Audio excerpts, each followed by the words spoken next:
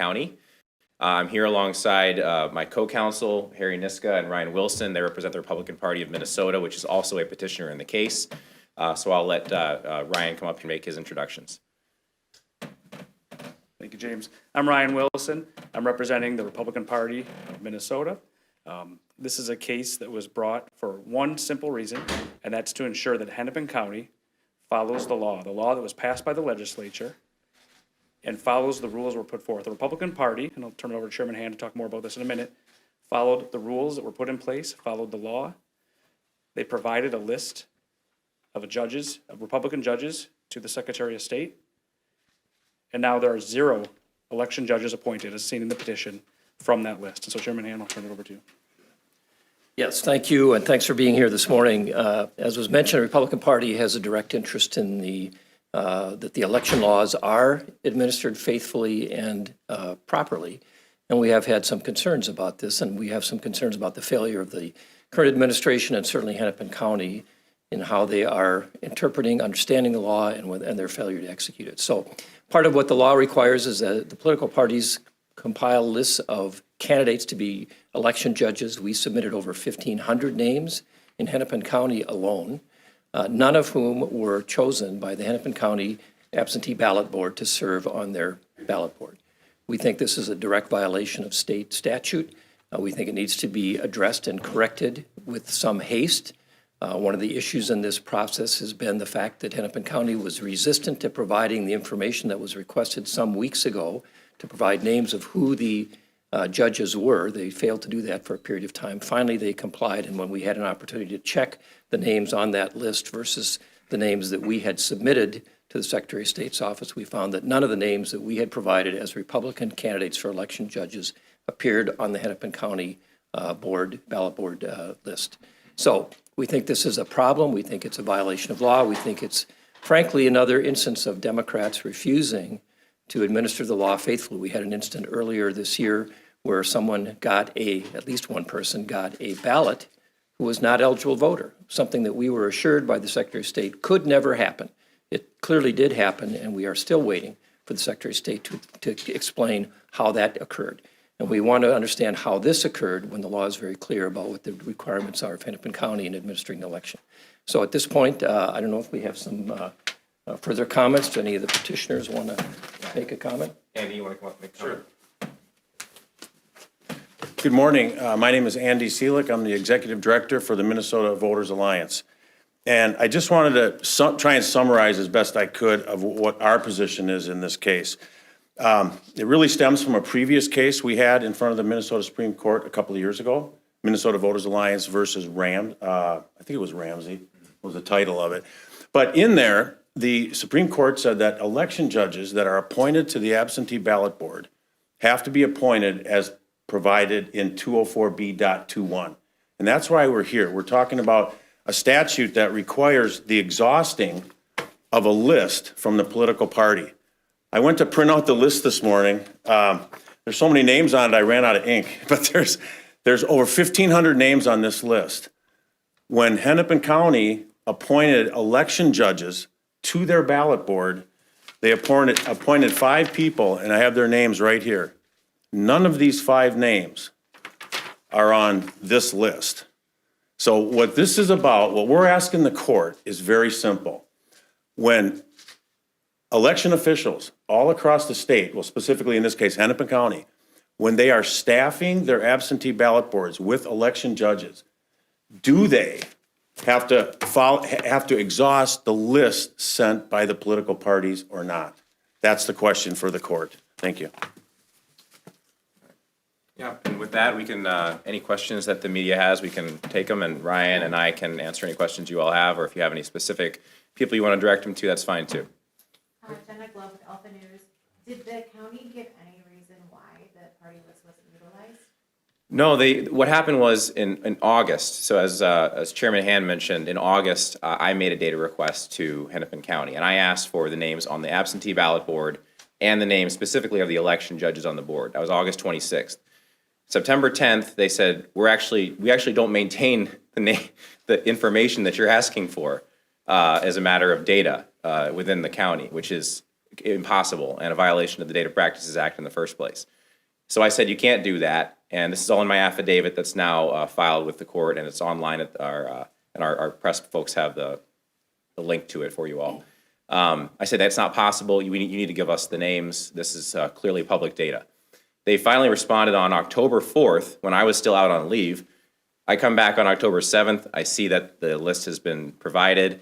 I forwarded it along to the Minnesota Voters Alliance, and they cross-referenced it, and there's no Republican election judges from the party list on that ballot board. We don't have any answer as to why it happened because of the timing of how long Hennepin County delayed in getting us this information. We were forced to basically run right into, we've got to correct this immediately. The fastest way to do that is to go to court and get an order from the court stopping this from happening. Do they purport that these people are in fact Republicans, and do you recognize any of the names that they did appoint? We don't know what their party affiliation is. And that's exactly why the statute 204B.21 requires the party list that the party creates through significant effort that's provided to the Secretary of State and then provided to every county auditor in the state of Minnesota.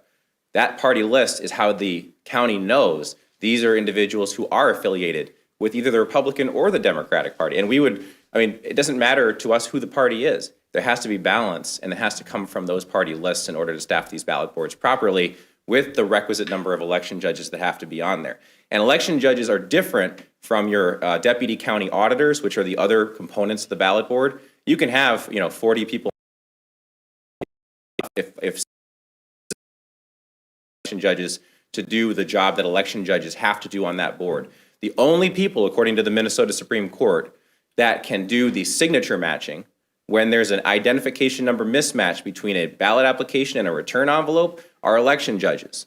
So those are, and that's the legislature decided that those are the people that have to be doing that work. And because there are no Republican affiliated election judges on this board, we see that as a clear violation of the law. Ryan, do you want to add to that? I'd like to add some of that too. As discussed in the brief, this law came in response to the Franken-Coleman election, where similar absentee ballot issues happened with signatures, what ballots can be accepted, what should be rejected. It was passed in a bipartisan manner by the legislature.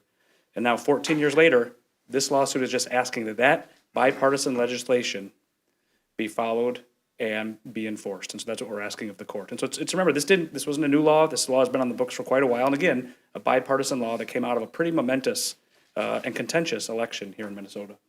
How quickly do you expect the court to take some kind of action?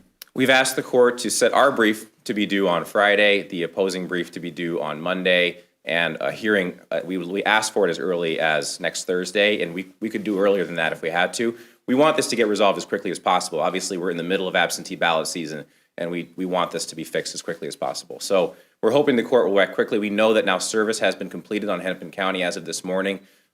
Mary Moriarty was served via EMAX last night, so the county is aware of the lawsuit, and we want to move as quickly as possible. Any problems in any of the counties that you are aware of? Well, I have heard that there are similar problems in other counties. I know of examples where there's non-compliance with absentee ballot board laws across the state. There's a couple that we've gone back and forth with a little bit, and I'll say by and large, the counties that I have contacted have then turned around and said, hey, we want to make sure we're complying with the law, and have complied. In this case, because Hennepin County delayed, I think it was about 40 days between my initial request for just a list of names and the actual provision of that list, it precipitated this lawsuit. Can you talk a little bit more about how you're going back and forth with different counties? How do you make sure that voters in other parts of Minnesota are also getting the same protection that you're seeking to offer voters in Hennepin County? Yeah, so typically what we would do is make a request for data from a county to provide, just doing a due diligence check and seeing, and this is what Upper Midwest Law Center does on behalf of Minnesota Voters Alliance, seeing who are the names on the list in the county, and then cross-referencing that, if possible, with party lists to figure out whether there are election judges on these boards that are appointed by party. Sometimes it's issues like the county doesn't have a resolution, and the state statute requires there to be a resolution that appoints the ballot board, that creates the ballot board, and then that someone's got to be doing the work of actually appointing those members to the ballot board, whether deputy county auditors or election judges. So we write letters back and forth to try to find out what's going on. I guess what I was trying to ask is, are you doing these same checks in every county in Minnesota, just kind of in just a handful of counties? How do you pick which counties Usually the ones where there's the most people, so that there's the most impact on the state. I mean, we're Upper Midwest Law Center is a small law firm, and we have limited resources, so we do our best to try to reach out to the counties that we think there's going to be at least more voters, so that there's more impact across the state. Can I jump in Yeah, here for a please second? do. We have, both in 2022 and this year, written letters addressed to all the county election administrators, just alerting them to the fact that there are laws and that we are complying with them as a party, providing lists of names of election judges to the Secretary of State. And we've asked them in the letter to comply with the law, and if they have any questions, that we'd be happy to work with them. And in most cases, I think most counties want to follow the law, and they have complied. And so we don't have, I can't point to a whole raft of problems around the state with different county administrations. But in some cases, I think there is just not the willingness to comply with the law. And I believe that's a fault of the Secretary of State. The Secretary of State has a duty to make sure the election laws are followed faithfully. And that clearly didn't happen here. And we would expect, frankly, that the Secretary of State would join us in the effort to make sure that Hennepin County does comply. When you say, sorry to keep going, you said there's not a willingness to comply with the law. What do you mean by that? Well, the law is very clear that Republicans and Democrats provide lists of eligible judges, and the counties are required, informing these absentee ballot boards, to choose those names from those lists. And they didn't do it. That's a clear violation, in my opinion, of the law, and we're asking the court to address it. And you've had zero interaction with the Secretary of State on it? Has he responded to any of this? He's not responded to any of it. We have not, I've not written him any letters in the last couple of days. This all kind of, as James pointed out, occurred pretty quickly. There was some time lag between the time we requested data, or they requested data from the county about who are the election judges, and it took over a month before they even responded to that. And that took some time, once we got the names, to go through, as Andy pointed out, of comparing it to the list of names that we submitted to the Secretary of State. So I don't know where the fault is. Did the Secretary of State not provide the list to the county? I don't know. I assume he did. And why the county didn't comply with the law, I don't know that either. But this is something the court is going to have to figure out, and we hope quickly. Did you say who the appointing authority is? Is it a bureaucrat or is it the county board? I can speak to that. Sure, go ahead. Yeah, so the county board actually has a responsibility of making sure that the absentee ballot board is properly created, and also the staffing under 204B.21. In Hennepin County in 2022, they passed a resolution designating the county auditor or any designee of the county auditor as a responsible authority to do that, which is why the respondents in the lawsuit are the county itself, which acts through its board, then the county auditor, Daniel Rogan, and the elections manager, Ginny Gelms. So, and they're suing their official capacities. You know, we just want to make sure that everyone who is responsible has an opportunity to respond to it. And we don't know exactly what Hennepin County is going to say in terms of who, you know, if we don't want there to be a shell game. We want to make sure we get the right person who's responsible for doing what they're supposed to be doing. What happens with the cases where they've already reviewed the ballots, where the ballot board has already looked at absentees? Well, we're not asking for them to undo the process that's already happened. We're asking them to fix it now going forward. And frankly, Hennepin County could take action today, even now that they've gotten served with this lawsuit and they know what's going on, to appoint the right people. I would note that we have, our 3 petitioners in this lawsuit have all said under oath in their affidavits submitted to the court, they are ready and willing to serve on that board. And as we see it, what there just needs to be on this board is an even number of Republicans and Democrats of the election judges. It's very simple, party balance, fair, transparent process. That's what we're looking for. And that can happen today. So 2 years ago, Kim Crockett was in this room when she was running for Secretary of State, and she said that sometimes it's hard to get Republicans to go to those boards because of fear of crime in the city. That's no longer an issue, or maybe wasn't. Well, Is it right now? I can't speak to what Ms. Crockett said, but I can say that as I said, our clients are ready and willing to serve on that board. And we also know that Andy Seelig contacted 25 people at random on that list just to find out if they had been contacted by the county, you know, trying to figure out if there's anything that could have slipped through that we didn't understand. And they said the 25 people he contacted at random all said that the county had never contacted them, and 7 of those people said that they would be willing to serve on the board immediately too. So I don't see any issue like that. And the issue here is that the county has been using deputized employees. Well, we don't know who the 5 election judges they picked. We don't know what the process was by which they obtained those people to be on the board. We know they have a bunch of deputy county auditors, and that's fine. That's consistent with the Minnesota Supreme Court's decisions. You can have deputy county auditors to do a lot of the work of the ballot board. It's just that there have to be election judges balanced by party to do certain tasks. And I mentioned already, the signature matching is one of those tasks. Minnesota statute 206.86 subdivision 5 also requires when there's a spoiled ballot, that it's the election judges of different parties that have to do it. And during the absentee ballot process right now, when people are coming in to the county office and they're doing an application and then putting their vote in right away in this 46-day period before the election, there are people who may need assistance. And when there's assistance required, like a curbside voting, as we would call it, or if someone needs marking assistance, if they want assistance from someone who's not their agent, then they need to have party balance election judges there to do that. So there's a lot of things that election judges are required to do by statute that if you don't have them party balance there, then you're in violation of the law. Is the theory here that Hennepin County just didn't understand Judge Gilday's decision? How she wrote it, or? I can't speak for the county. I don't know what their reasoning is. I don't know why the names are what they are. I don't know if they asked these individuals who are on the board, what's your party affiliation, and then didn't go to the party list in the first place. I don't know what the reason is, but what we do know is the statute 203B.121 is the ballot board statute. It says election judges must be appointed according to 204B.19 through 22. 204B.21 says you have to go to the party lists. It's just kind of a stream of logic here. And again, I don't know what the county's reason is yet because they haven't answered. Can you explain the importance or significance of why it really matters to have equal representation? Yeah, I think that's a question that Andy or David, if you all want to take that question, you can talk about that. Well, I think, obviously, we have an interest, as everybody does, that the elections are administered fairly. And part of that process is to make sure that when you have a question about the ballot itself, whether it's legitimate or whether there are problems with it, what you want, or you want people from both sides to be looking at this and making a decision. This is one of the things that I think was addressed, reason why the law was written in the first place, things that happened in the Franken law recount where the ballots were not counted consistently, not administered consistently across the state. And so the law was written to try to provide a more consistent and process all the way across the state. So yes, we have an interest in that. I think every citizen would have an interest in that. I think Democrats would have an interest in that. So when you have a process like what we've seen in Hennepin County, where they're not paying attention to that, it just raises questions about, is this being administered the way that the court and the way the legislature intended it when they wrote the law?